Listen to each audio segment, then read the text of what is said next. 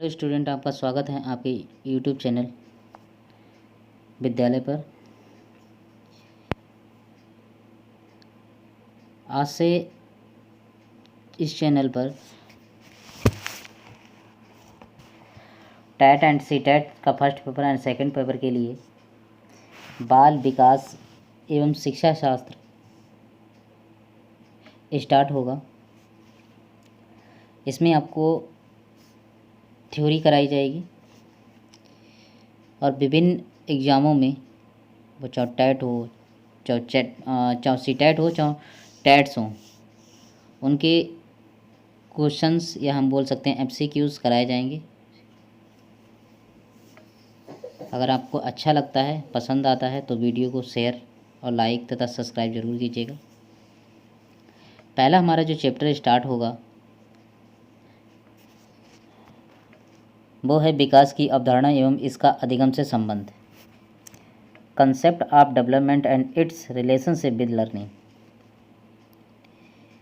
पहले हम पढ़ेंगे विकास की अवधारणा, विकास क्या है, जानेंगे इसके बारे में। विकास की अवधारणा में बच्चे की मानसिक, भावात्मक, सामाजिक, बौद्धिक आदि पक्षों की परिपक्वता बाल विकास कहलाती है। कह सकते हैं कि जो बच्चे में मानसिक, भावात्मक, सामाजिक और बौद्धिक इन पक्षों पर जब भी विकास होता है तो उसको हम मैच्योरिटी या परिपक्वता कहते हैं।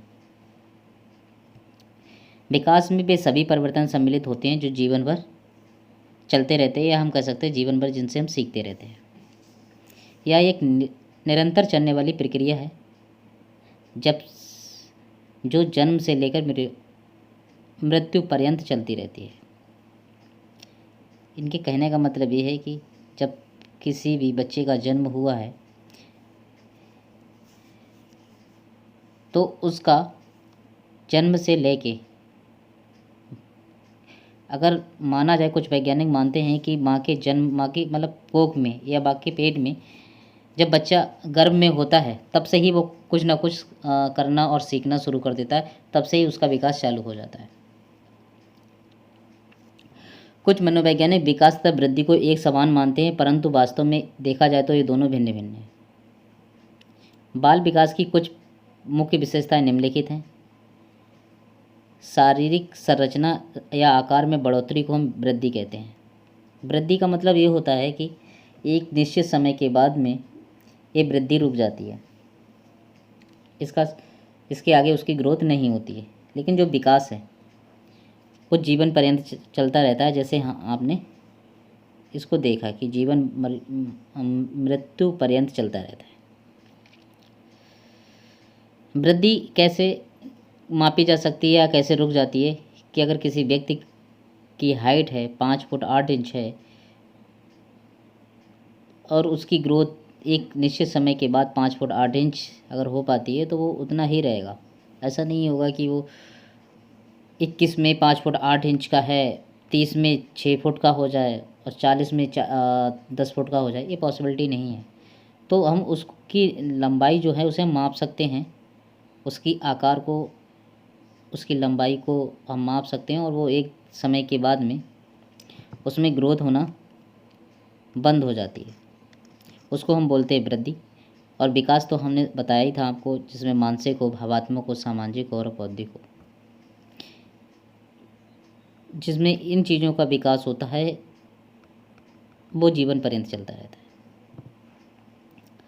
विकास में सभी परिणात्मक और गुणात्मक परिवर्तन सम्मिलित होते हैं जो जीवन भर चलते हैं। दूसरे शब्दों में यह कह सकते हैं कि विकास की प्रक्रिया शरीर वृद्धि के बाद भी चलती रहती है। विकास के बिना वृद्धि अर्थहीन हो जाती है। उदाहरण की बात करें कि अशोक बड़ा हो गया है का अभिप्राय है अशोक की लंबाई बढ़ गई है।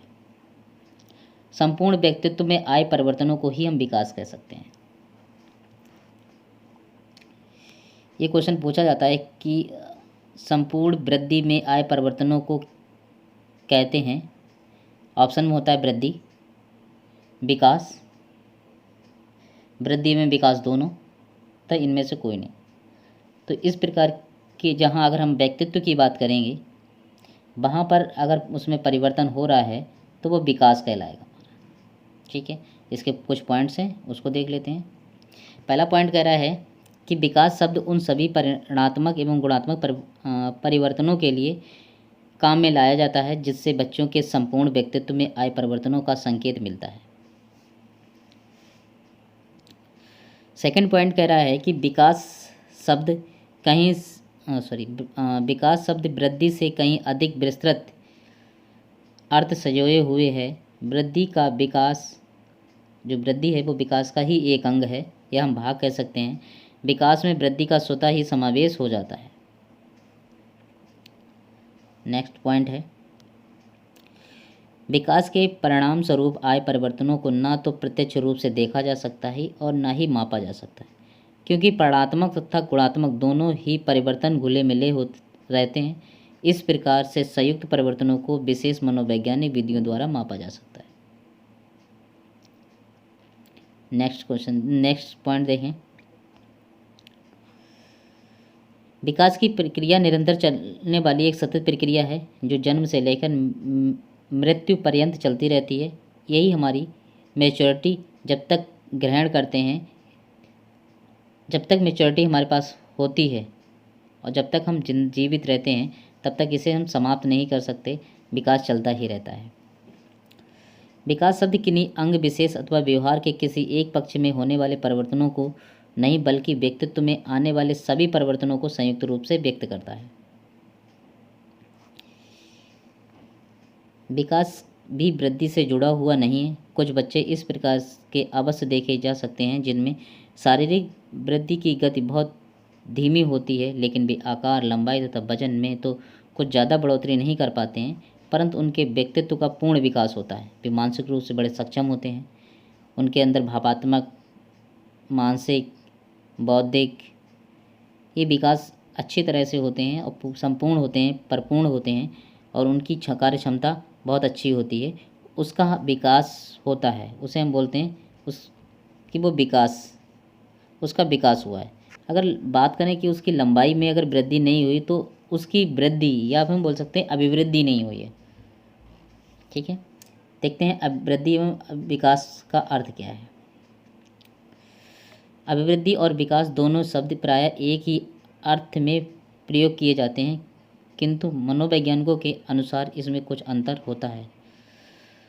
सोरेसन के विचारों के अनुसार अभिवृद्धि शब्द का प्रयोग सामान्यतः शरीर और उसके अंगों के भार अथवा आकार में वृद्धि के लिए किया जाता है।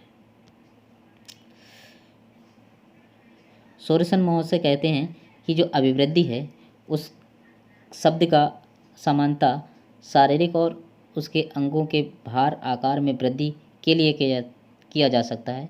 इस वृद्धि को नापना और तोला जा सकता है।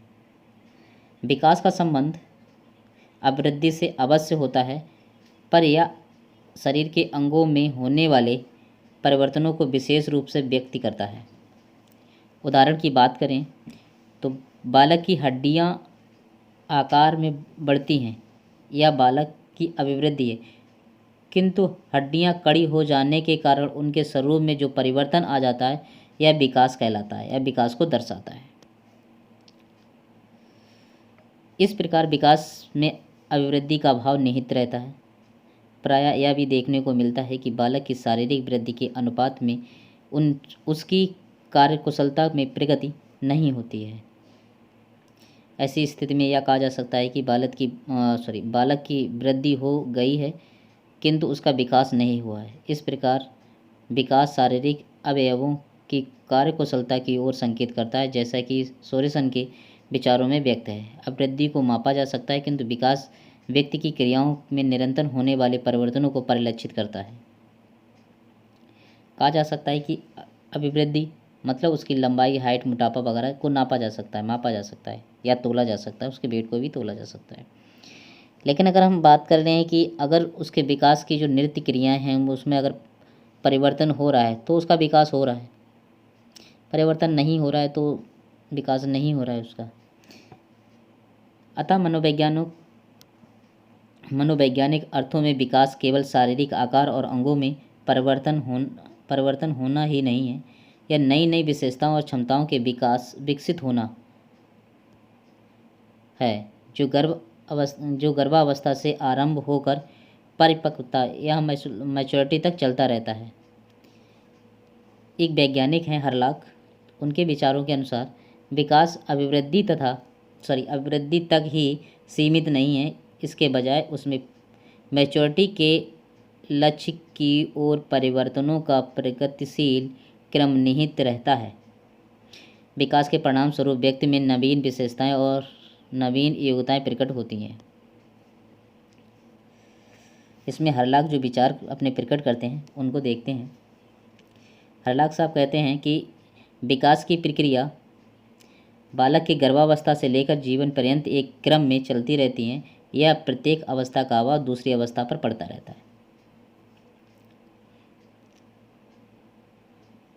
गेसेल के अनुसार विकास प्रत्यय से अधिक है, इसे देखा जांचा तथा किसी सीमा तक 3 प्रमुख दिशाओं शरीर, अंग विश्लेषण, शारीरिक ज्ञान, व्यवहारात्मक में मापा जा सकता है। इन सब में व्यवहारिक संकेत ही सबसे अधिक विकासात्मक स्तर और विकासात्मक शक्तियों को व्यक्त करने का माध्यम है। ये जो हरलाक जी ने बोला है ये अधिकतर आपकी कोटेशन पूछा जाता है, और गेसेल ने जो कोटेशन बोला है इसको कहा है, इसको भी पूछा जाता है। आइए हम समझते हैं कि विकास और वृद्धि में क्या अंतर है, उसको समझेंगे। वृद्धि और विकास में अंतर। विकास और वृद्धि में पाए जाने वाले अंतर इस प्रकार से हैं, एक तरफ है वृद्धि और एक तरफ है विकास। वृद्धि का स्वरूप बाह्य होता है, विकास का आंतरिक होता है। वृद्धि को हम देख सकते हैं कि बच्चे की हाइट बढ़ गई है, बच्चे का वजन बढ़ गया है, बच्चे के दांत निकल आए हैं, ये बाहरी है, इसमें अभिवृद्धि हो रही है। विकास उसने समाज से क्या सीखा है, उसने अपने धर्म से क्या सीखा है, इन सारी चीज़ों के बीच में जो एक व्यवहारिक होता है, भावात्मक तौर से होता है, उसे हम विकास कहते हैं। ठीक है। नेक्स्ट है अभिवृद्धि कुछ समय के बाद रुक जाती है, जैसा हमने पहले बताया था, लेकिन विकास क्या चलता है, जीवन पर्यंत चलता रहता है। अभिवृद्धि का प्रयोग संकुचित अर्थ में होता है, जबकि विकास शब्द का प्रयोग व्यापक अर्थ में होता है। अभिवृद्धि में कोई निश्चित क्रम नहीं होता है, विकास में एक निश्चित क्रम होता है, निश्चित पैटर्न पर चलता है। अभिवृद्धि की कोई निश्चित दिशा नहीं होती है, विकास की एक निश्चित दिशा होती है।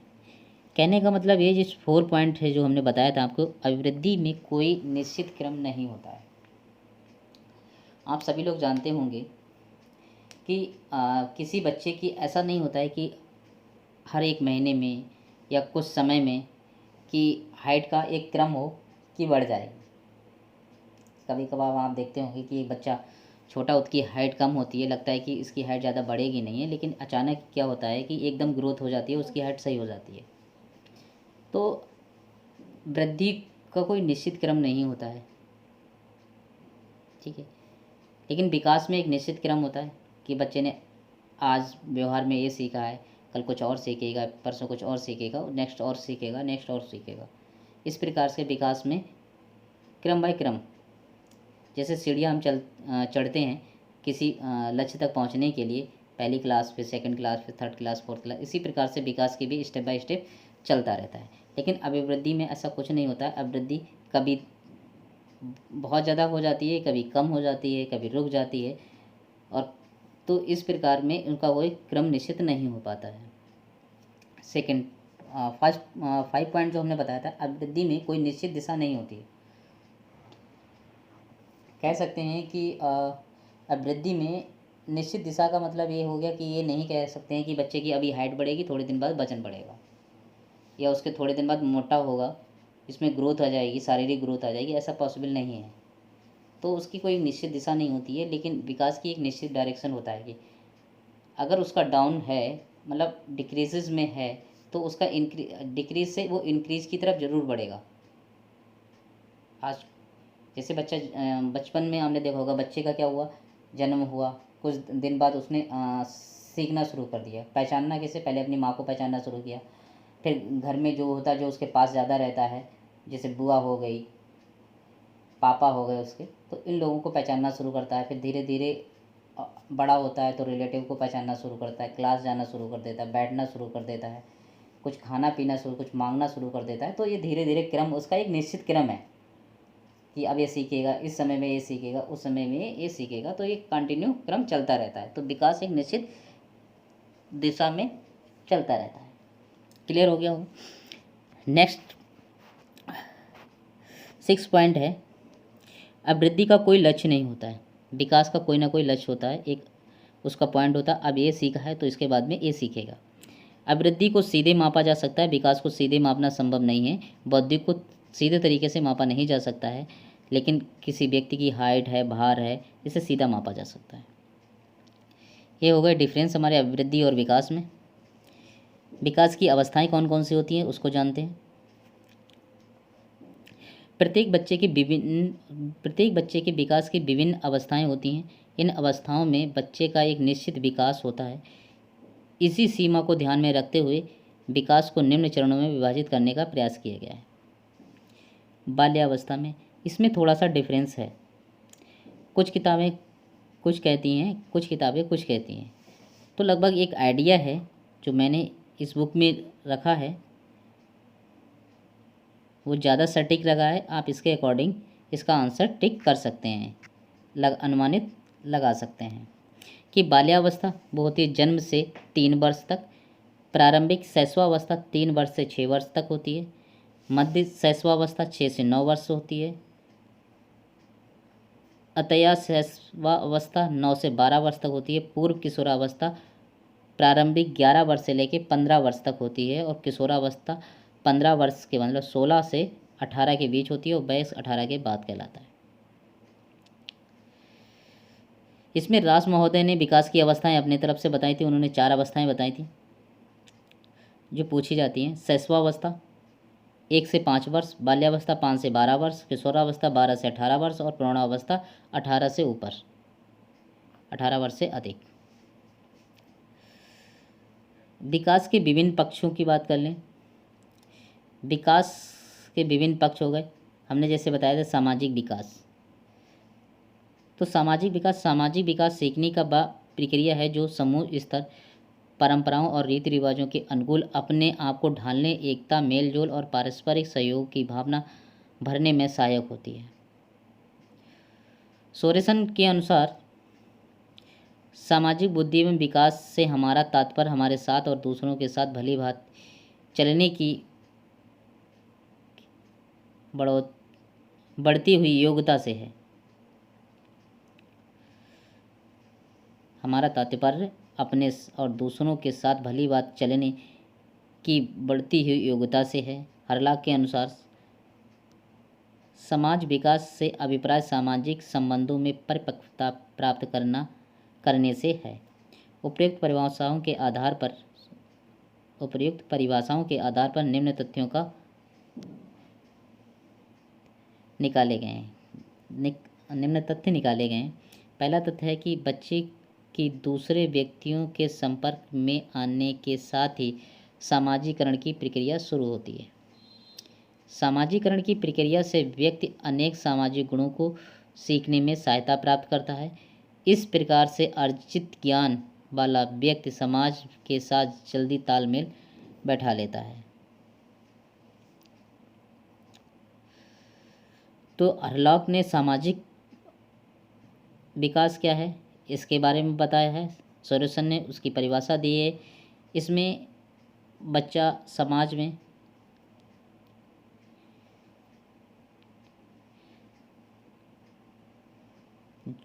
जो रीति रिवाज हैं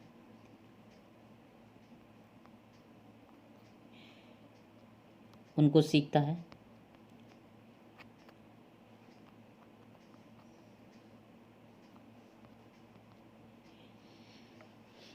तथा जो आपस में तालमेल बैठाना, किसी की बात को बुरी लग गई या मुझे अपनी बात कहनी है, दूसरे की बात सुननी है, तो इस प्रकार के जो तालमेल बैठाते हैं वो सामाजिक हमारे विकास कहलाता है।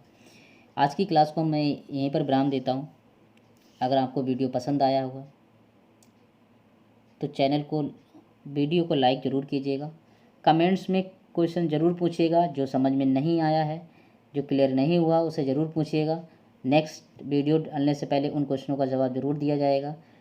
चैनल को सब्सक्राइब जरूर कीजिए, बेल आइकन को ज़रूर दबाइए, जिससे आने वाली वीडियो का नोटिफिकेशन आपको मिल पाए और आप अपनी क्लास को कंटिन्यूस उसे चला पाएँ, देख पाएँ। ठीक है, जय हिंद, जय भारत, वंदे मातरम।